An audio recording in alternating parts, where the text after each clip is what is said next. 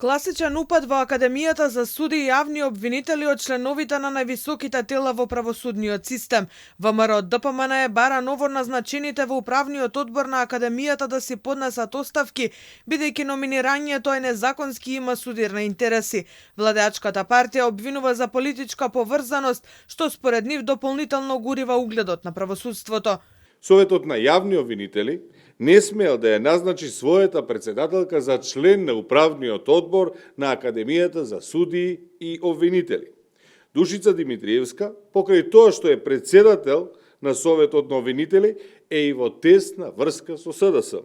Имено, незината ќерка Ема Нешковска е член на Советот на општина Гостивар од редови на СДС, а беше и кандидат за пратеник од редовите на истата на последните парламентарни избори. Судскиот и Советот на јавните обвинители на последните седници назначија нови 4 членови во управниот одбор на Академијата, иако не смеат, бидејќи тие се веќе дел од тела во правосудството, но истовремено и нивната функција како суди и обвинители е во мирување.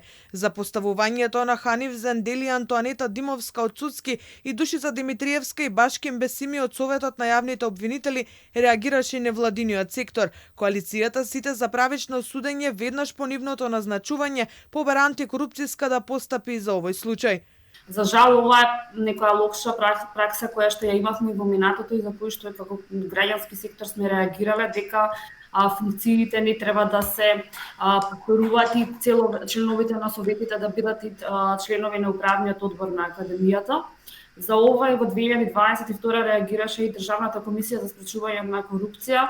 Конкретно беше за назначување членови на Судскиот совет во делот на управниот одбор, односно и за ВД директор на Академијата, пошто беше констатирано дека постои судир на интереси.